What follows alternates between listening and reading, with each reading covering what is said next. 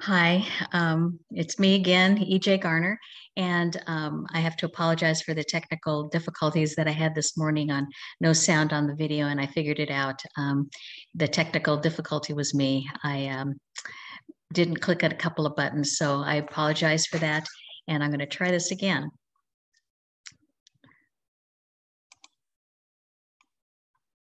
Okay, got to click the right buttons. All right, let's try this again.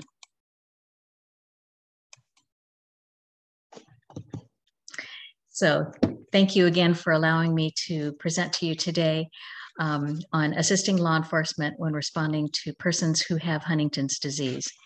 My name is EJ Garner, and I'm a volunteer with the Huntington's Disease Society of America. And what I'm going to present to you today is make you aware of what Huntington's disease is. The reason I want to share this is because not only it's because Huntington's disease is a rare disease, but that I come from a family that has Huntington's disease. I married into a family. My husband didn't know he had it in his family. All they knew was that his mother had passed away from a mental disorder, and they never heard the word Huntington's disease until much later in life when our son had grown, had a family of his own, had a son of 2 years old and infant twin daughters. So I lost my husband. He died of Huntington's disease. He was 52. My son inherited the disease. He was 44 and passed from the disease. Our grandson, Matthew, he was 6 and he had juvenile Huntington's. I also have twin granddaughters who are now 16 and they are at risk. They have not been tested yet. And so these are the reasons why I personally want to spread awareness about this disease, because it is so rare and something that in the line of work that you all do may be important for someone who has this disease.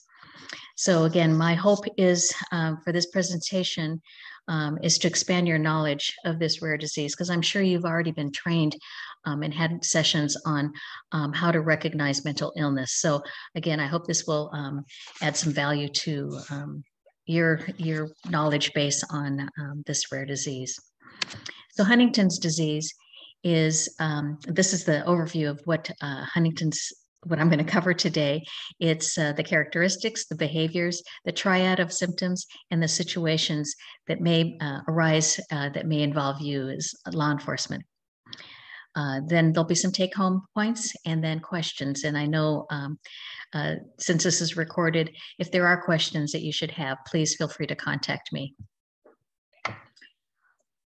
Huntington's disease is a progressive neurological brain disorder. It's genetically inherited. So each child that is born to a parent that has HD has a 50% chance of inheriting that disease. It runs in the family and passes from generation to generation. It's a progressive brain disorder, so it gradually breaks down the healthy neuron cells. So in my mind, what I picture is that video game back in, I think it's the 80s. It was called Pac-Man. And what that Pac-Man would do is eat those little white bubbles across the screen. Well, the Pac-Man in this case would be the mutant Huntington gene, and the little dots would be the healthy neuron cells. So this Pac-Man will go through the brain and start eating up all these healthy cells. And this happens over a period of time. It could take 10, 15, sometimes 20 years. And it's usually the lifespan of someone who has been diagnosed with Huntington's. Typically, it impacts a person in their prime years of life, between the ages of 30 and 45. It is fatal. There's no cure. A person with HD has a triad of symptoms, and it impacts the brain cells in the following ways. It's psychiatric symptoms that impacts the HD person's behavior, motor symptoms, which causes involuntary erratic movement, cognitive symptoms, which impacts the person's ability to comprehend what they are saying, or they may be slow in response. There are approximately 200,000 people in the US that have a 50% chance of inheriting the HD gene. 41,000 are officially diagnosed.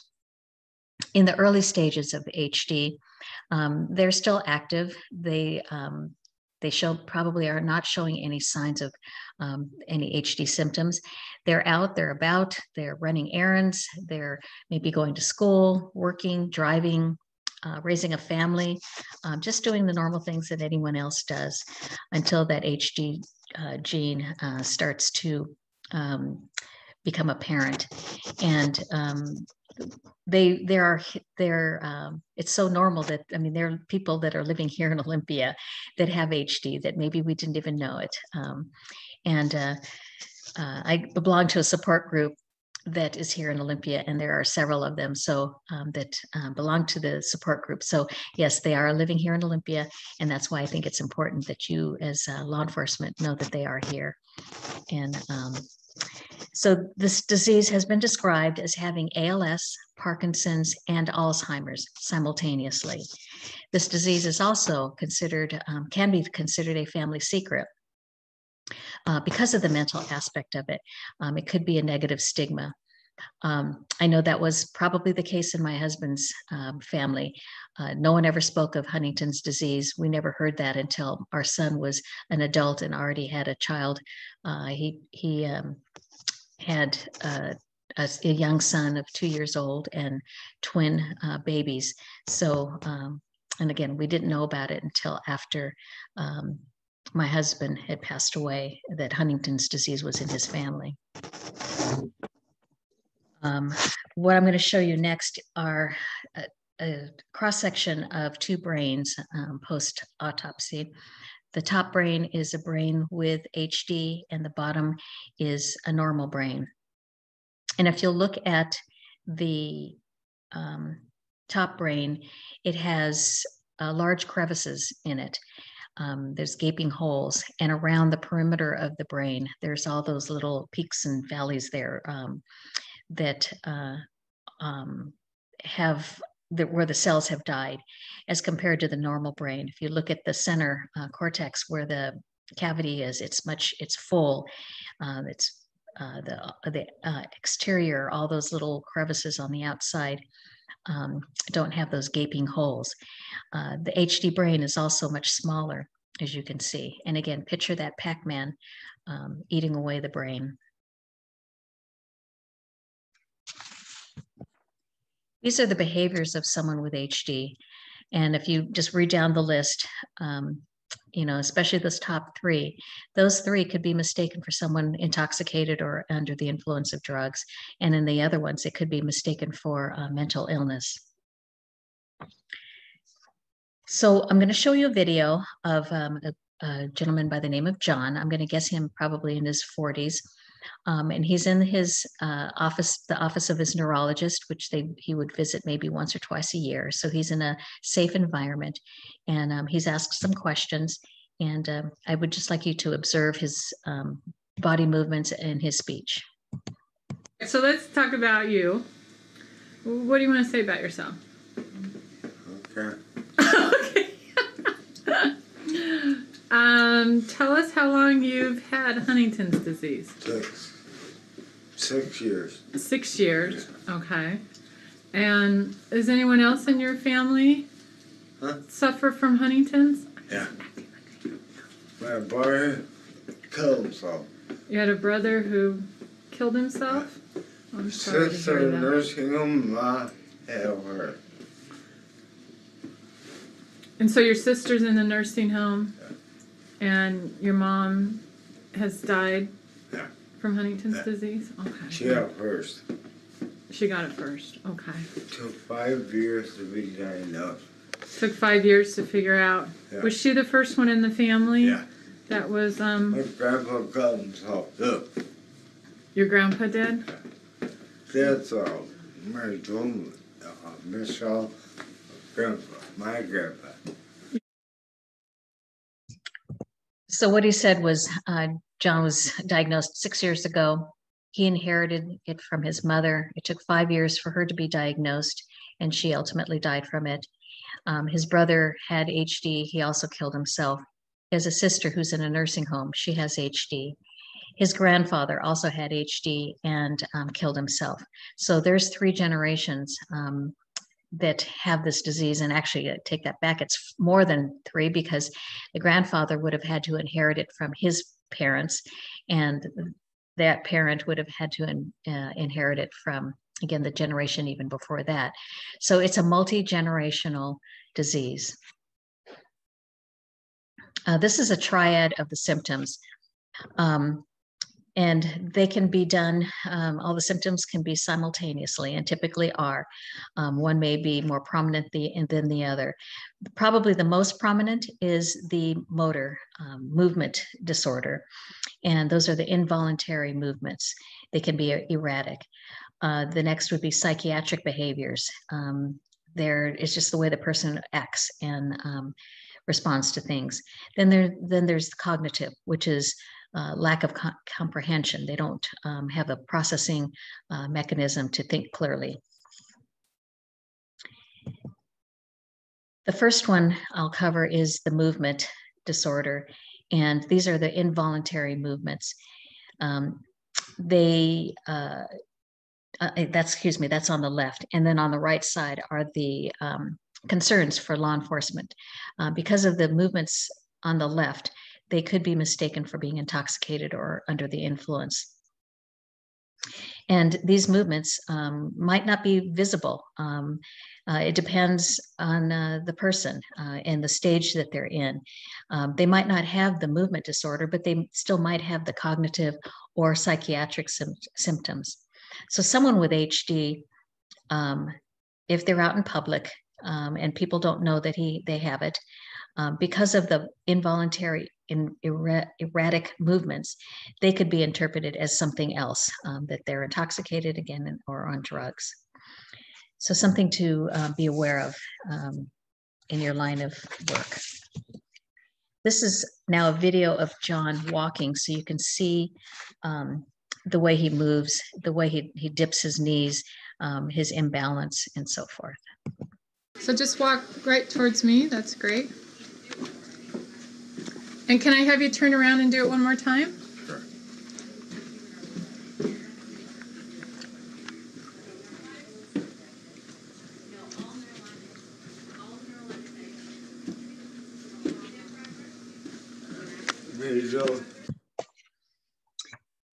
This next slide are the symptoms that display psychiatric or behavioral symptoms.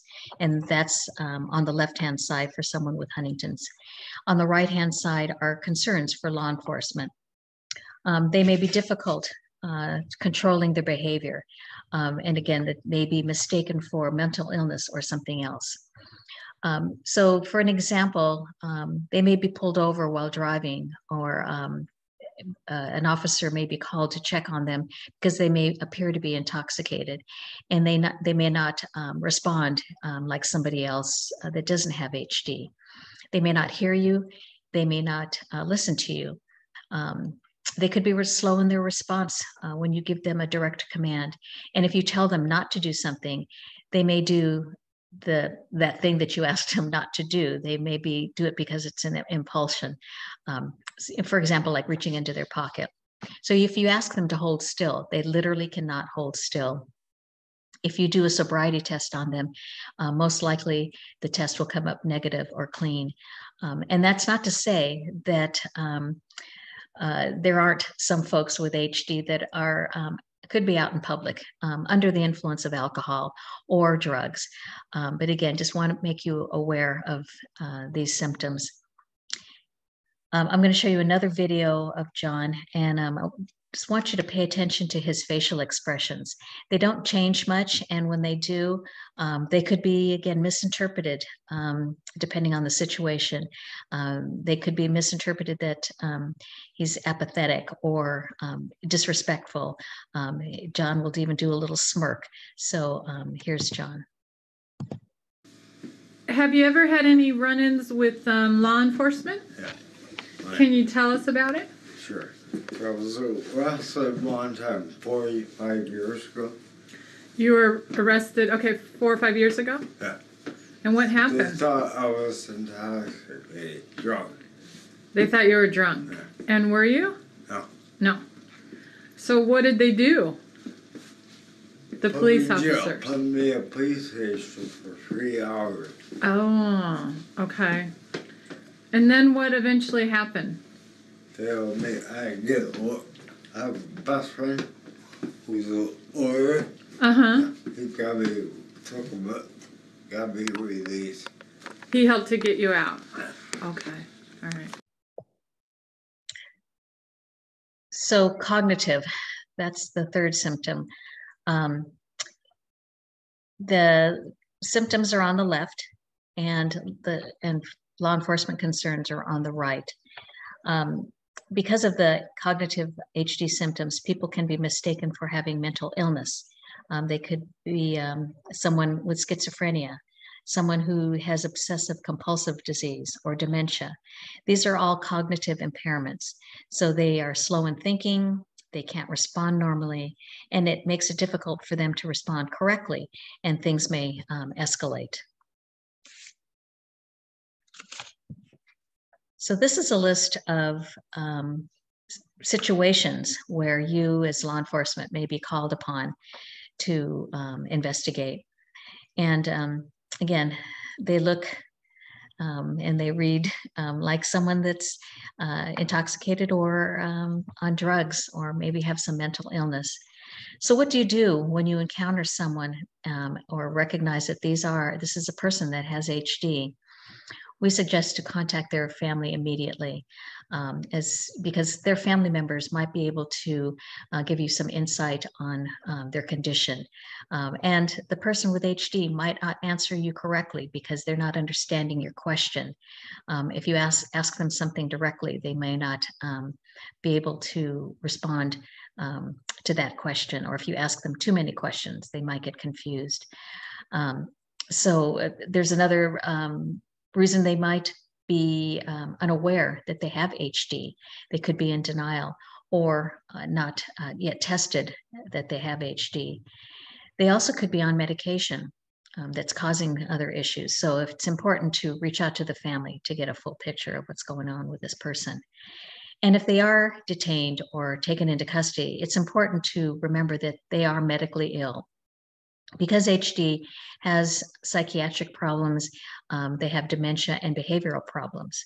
So it's important for them to have access to medical care, so to ensure that they are safe. And if possible, to segregate them with other people that have other medical issues. Again, if you can, please try to contact their family, try to contact their doctor. Some may be on medication, which most people that have HD are on some kind of medication to address their movement or their anxiety.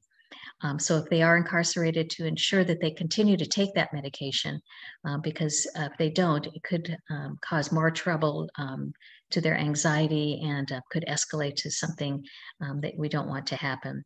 So if you could consider taking them to the nearest psychiatric receiving facility before you incarcerate them. I'm going to show you this video. This is from Mesa, Arizona. They submitted it to us. And it's a perfect example of a culmination of a person with HD displaying most of the symptoms that I've described. And in this case, Michael is his name. He's either in denial or hasn't been tested yet. And as much as the officer tries to evaluate the situation, find out what's wrong with Michael, it's still a difficult situation. So obviously, we don't know what would have happened if this officer had known that this person had HD. But again, something to think about as you're doing your line of work. Hi. It's good. How are you? Good. Do you know why I stopped you?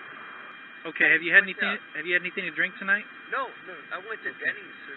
Denny's. It's my birthday. I went to. It's your birthday. Okay. I had a breakfast and I had water to drink. Okay. I had zero alcohol to drink. Zero. Okay. I have water at home. I don't even have any alcohol at all. Do you have any physical or mental disabilities? Zero, sir. Zero. No, sir. That's all. Okay. Do you have any weapons in the car?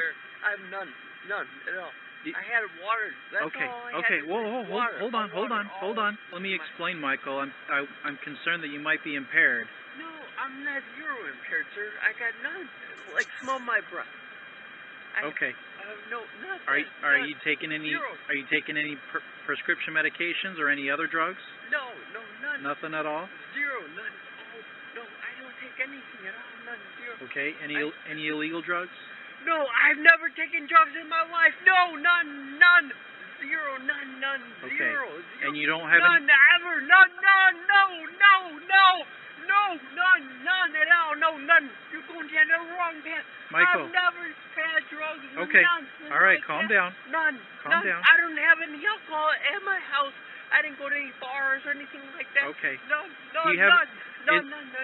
You know where I Okay. went to yesterday? Michael, to get I'm groceries? confused. Help me understand. Walmart. Okay. All right. And I went there to get groceries. I need your help, Like that, Michael. no, I need to make sure that I'm understanding. So I need your help. Okay. Do you have any physical disabilities? Zero. No, sir. You're Okay. going down a wrong path. No, I don't have any disabilities. Zero, sir. Zero? Zero, Okay, sir. No, all right. You're going down a wrong sir. I'm going to take the test, man. No, Relax. sir. Relax, No, relax, have me do relax. the test, sir. Relax. No, stop. Relax, Stop. relax. No. Relax, No, Michael. what are you doing? No, that's slow. No, stop. Easy, man. Easy, No, Relax. I haven't Relax. done anything Easy. wrong. Easy. I've done nothing Okay. wrong. Let me go. You're hurting me. You're hurting me right now, Jim. Let me go.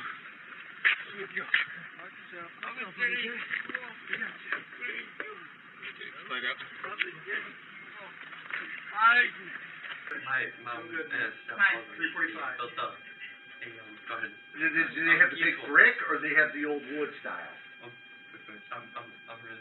I'm good. That's okay. Do you remember? Did you have the old brick style or the new brick? We got a new home built when my mom and my stepfather. What year was that? We moved out there when I was I was in fifth grade. I'm good, man. Like the last in the fifth grade.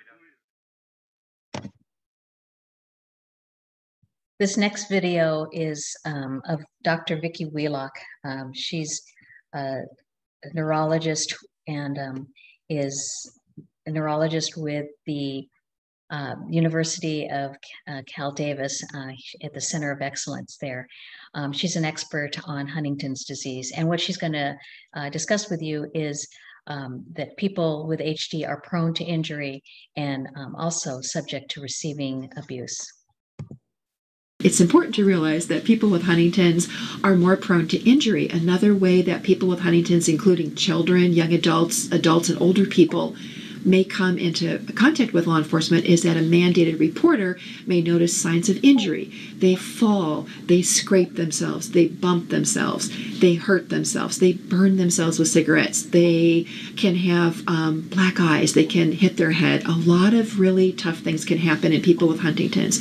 And we know that it happens. We try medically to prevent these things. Families, of course, try to prevent it, but it's going to happen even in the best possible circumstance. So it's important, if there's a report of someone maybe looking abused or being abused, to make sure that there's adequate information from their family, from their caregivers, from the environment that they're in. It's important if people with Huntington show signs of injury or multiple injuries to investigate that, but make sure you check with the family, make sure you check with the healthcare providers.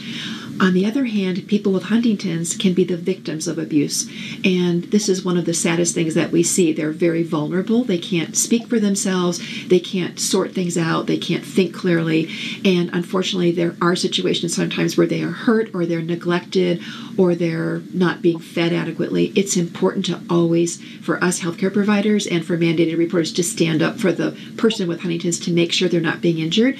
And it's important for you in law enforcement to investigate this thoroughly and make sure that you don't overlook something that could be really important for that person's safety and their quality of life. Suicide is 3 times higher in people with HD than the general population. Pay attention to if they should have any suicidal thoughts or gestures. Ask them if they're suicidal. And if they have to be incarcerated, put them on suicide watch. They need to be assessed. So please take it seriously and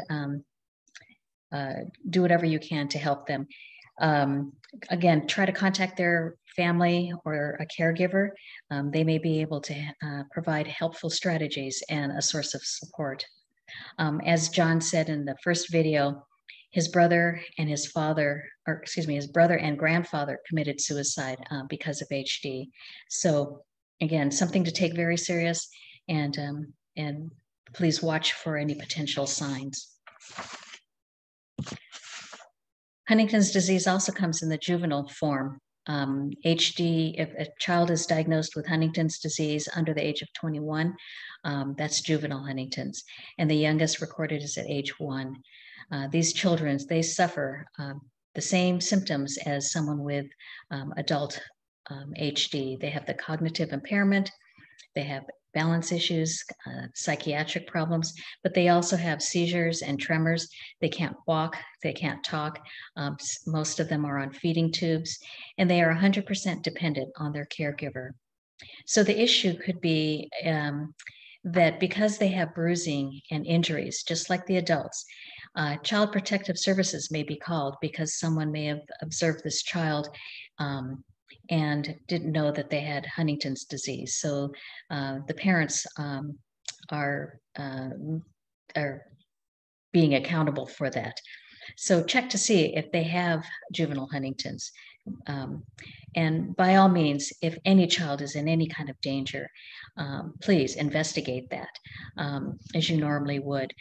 Any type of allegation where there's a child that has bruising or any type of injury, but also keep in the back of your mind, does this child have juvenile Huntington's? Because that, again, could be the cause of those injuries. And these children, the juvenile Huntington's, as I mentioned earlier, is much more aggressive, and it's actually much more painful for them as children versus the adults. So please take the time to learn about JHD in case you happen to be called upon to do any kind of investigation about a child living with JHD, so that you will know how to respond in the best way possible. So this last video I'm going to show you will tell you that HD is an equal opportunity disease. It's male, female, all ages, all ethnic groups. It doesn't matter what occupation you have. It's a disease that can impact you if you have the Huntington's gene in your history. So here's that video. The videos you are about to watch will show you just a few of the more common symptoms of those suffering from Huntington's disease. My name's Marion Pillows. I have Huntington. I was in denial for a few years, and people thought I was young, and I was shaking, twitching all the time. Then I had mood swings, anger, depressed.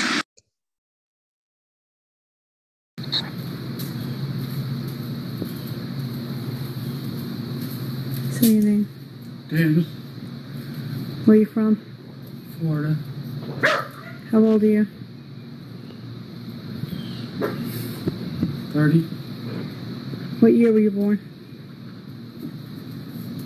October. What year was it? Numbers. 1984. Thank you. Hello, my name is Daniel Hunty. I'm 33, and I was diagnosed in 97.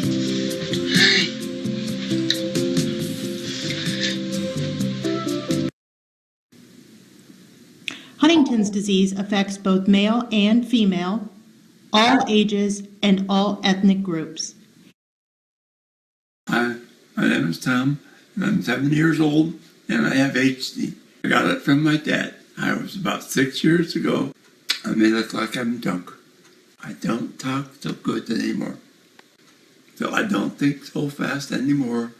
takes me a moment to process what you say to me. Please have patience with people who have HD. My name is Michael Henshaw. I am currently on disability from the Sacramento County Sheriff's Department. I've been there probably serving these people for the last 11 years. I'm currently on disability because Huntington's disease. The videos you are about to watch will show you just a few of the. So that's, again, equal opportunity for this disease.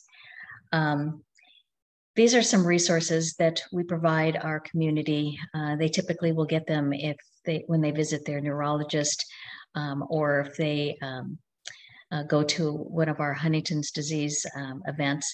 But we try to share this with all the caregivers to have for their families that have HD.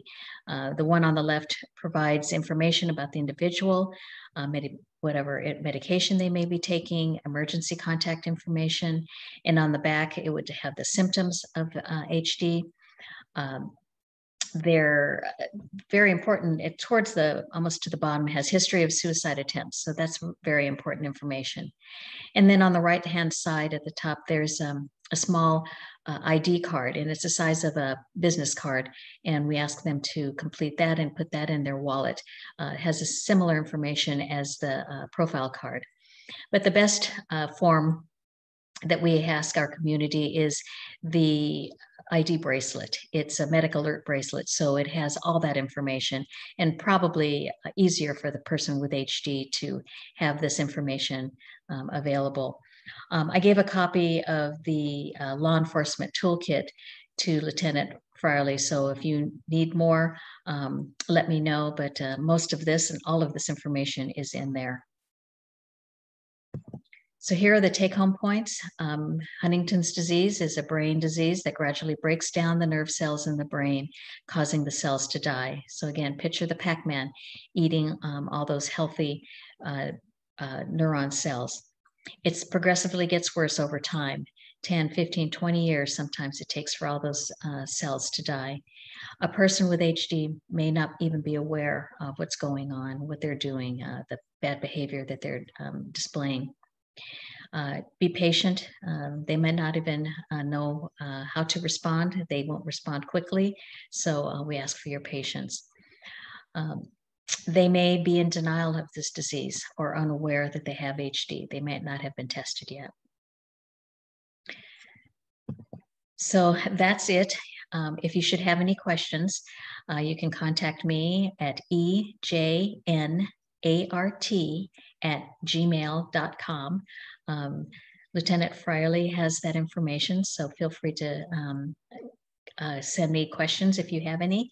And again, I can send you more copies of the law enforcement toolkit. So thank you for your time and allowing me to present this to you. I hope you found it valuable. I can't go without showing you a picture of my family. That's on the left is my grandson Matthew, and that's my son. And this was taken in 2007.